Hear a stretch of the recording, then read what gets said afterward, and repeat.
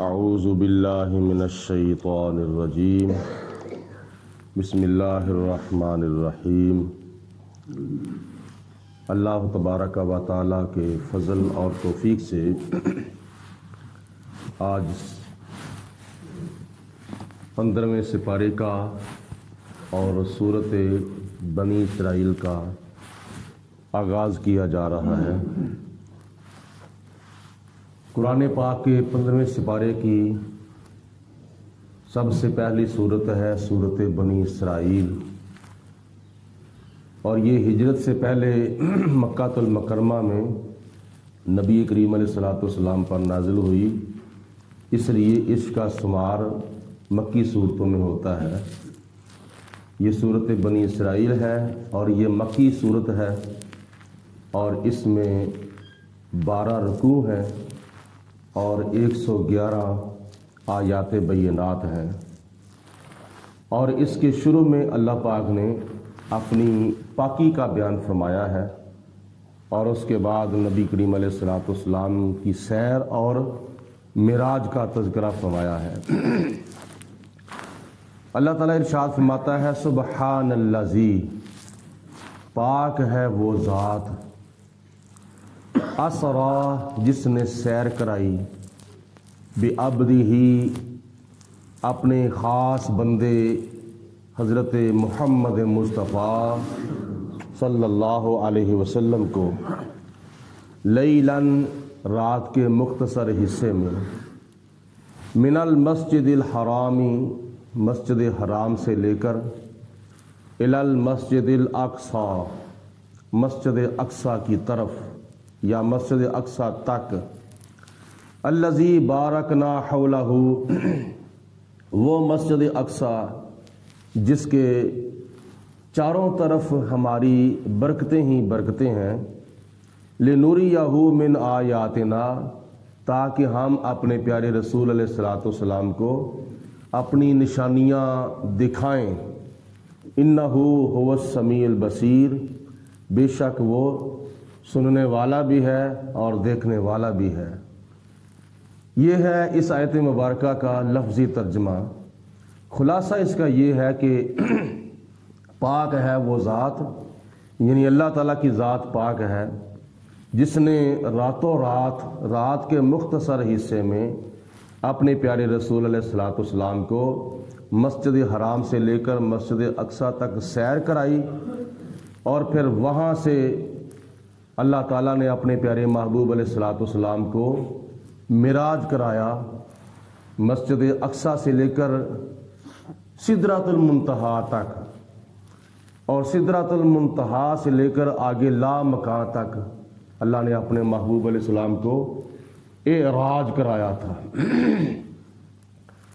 تو اللہ نے اپنے پیارے محبوب علیہ الصلوۃ والسلام کا سفر معراج شروع کرنے سے پہلے، یعنی سفر معراج کا تذکرہ شروع کرنے سے پہلے اپنی پاکی بیان فرمائی ہے، جس کو عربی میں کہا جاتا ہے سبحان الذی، پاک ہے وہ ذات۔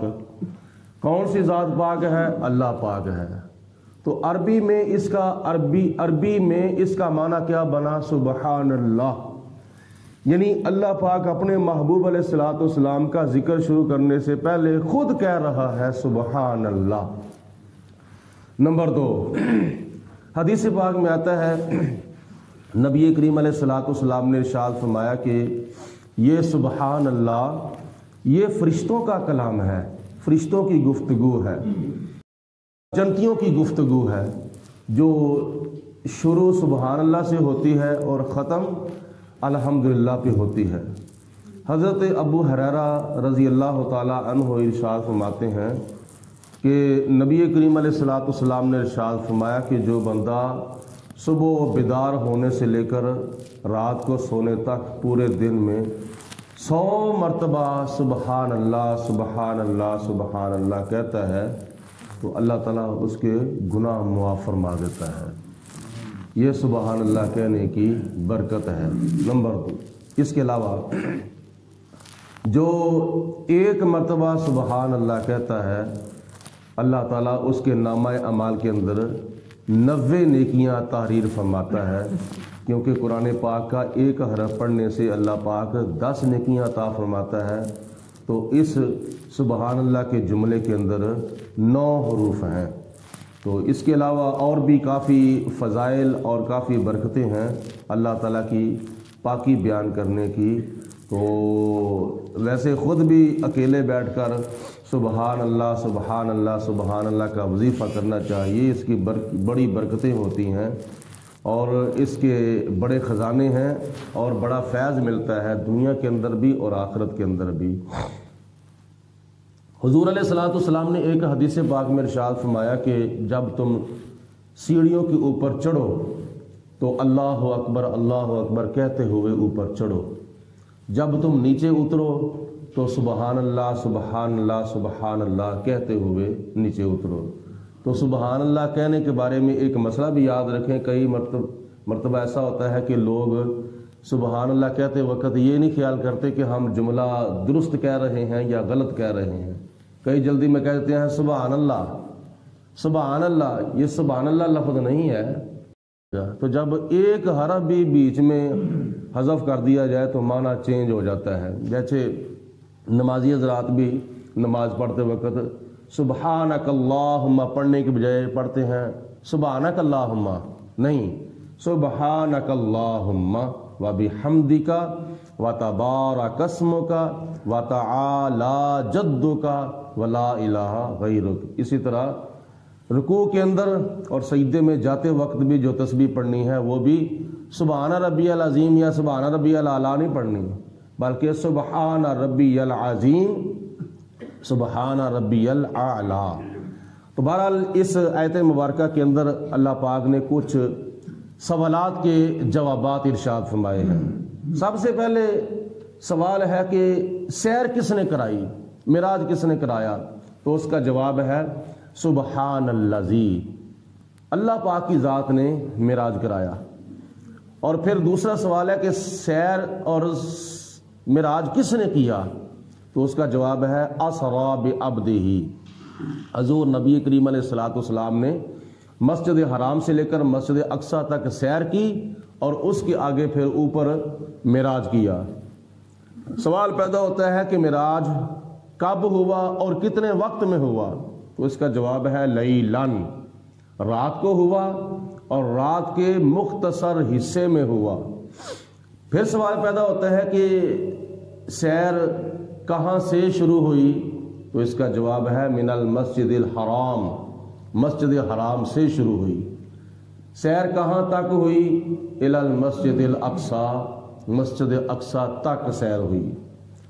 और फिर सवाल पैदा होता है कि सैर क्यों हुई, मिराज क्यों कराया गया?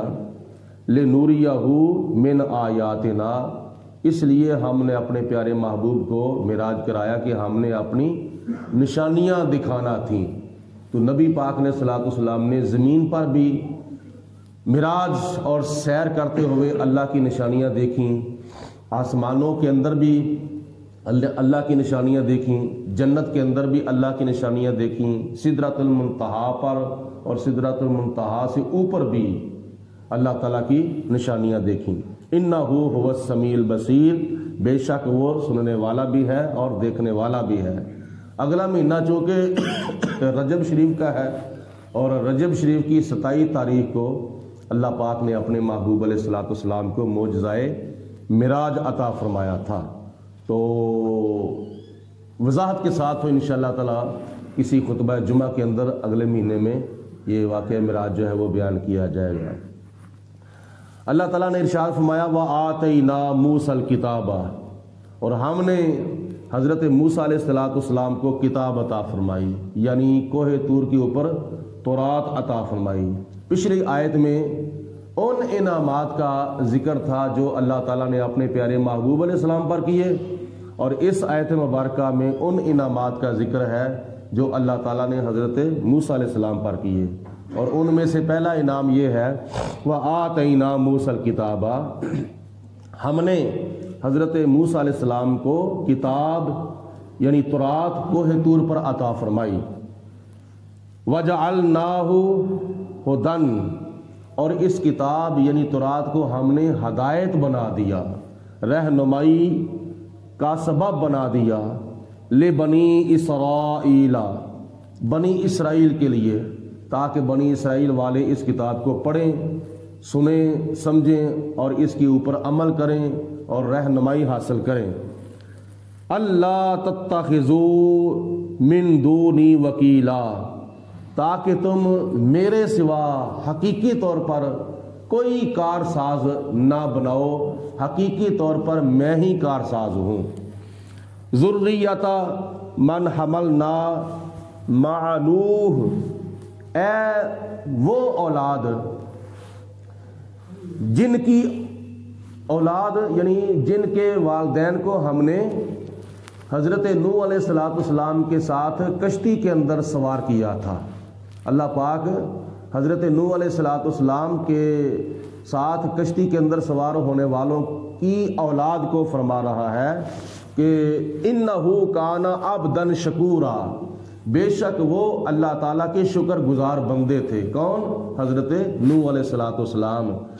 تمہارے والدین نوح علیہ السلام کے ساتھ کشتی کے اندر سوار ہوئے تھے، تو نوح علیہ السلام کی کشتی تھی اور وہ اللہ تعالیٰ کے نبی تھے اور خدا تعالیٰ کے شکر گزار بندے تھے۔ تو جس طرح انہوں نے اللہ تعالیٰ کی نعمتوں کا شکر ادا کیا تھا، تم بھی اللہ تعالیٰ کی نعمتوں کا شکر ادا کرو۔ حضرت نوح علیہ السلام کا جو نام تھا وہ اس کا معنی ہے کہ اللہ تعالیٰ کی بارگاہ میں گریہ زاری کرنے والے۔ نوح علیہ السلام نے 950 سال تبلیغ کی، اللہ تعالیٰ کا دین پھیلانے کے لیے دن رات ایک کیے، جد و جہد کی اور کافروں سے مخالفتیں بھی بڑی کروائیں، تو پھر بھی خدا تعالیٰ کا شکر ادا کیا۔ اور نوح علیہ السلام ایک دن روزہ رکھتے تھے اور ایک دن ناگا کرتے تھے، ایک دن روزہ رکھتے تھے، ایک دن ناگا کرتے تھے۔ پورے سال کے اندر آپ کے امت کے اوپر 6 ماہ کے روزے اللہ پاک نے فرض فرمائے تھے، امت محمدیہ کے اوپر 1 ماہ کے روزے فرض فرمائے ہیں۔ تو اس آیت مبارکہ میں اللہ پاک کی ذات بابرکات نے شکر گزاری کی طرف اشارہ فرمایا ہے۔ نبی کریم علیہ السلام جب اللہ پاک کا شکر ادا کرتے تھے تو ساری رات خدا کی بندگی کرتے تھے، ساری رات قیام کرتے تھے، ساری رات اللہ کی بارگاہ میں سجدہ کرتے تھے۔ نبی کریم علیہ السلام جب کھانا کھا کے فارغ ہوتے تھے اس وقت اللہ پاک کا شکر ادا کرتے تھے، پانی پی کے فارغ ہوتے تھے اللہ پاک کا شکر ادا کرتے تھے، جب آپ سفر سے واپس آتے تھے تو اللہ تعالیٰ کا شکر ادا کرتے تھے، یہاں تک کہ جب آپ لباس پہنتے تھے، نیا لباس پہنتے تھے اس وقت بھی اللہ کا شکر ادا کرتے تھے، آئینہ دیکھتے تھے تو اللہ پاک کا شکر ادا کرتے تھے، بیت الخلاء سے باہر تشریف لاتے تھے تو اللہ پاک کا شکر ادا کرتے تھے۔ تو خدا کا شکر جو ہے وہ ہر وقت کرنا چاہیے، اور کیونکہ اللہ پاک نے بے شمار نعمتوں سے ہمیں مالا مال فرمایا ہے۔ رب العالمین کی ذات بابرکات میرا کہا آپ کا سنا اپنی بارگاہ میں قبول و منظور فرمائے۔ وآخر دعوانا ان الحمد للہ رب العالمین۔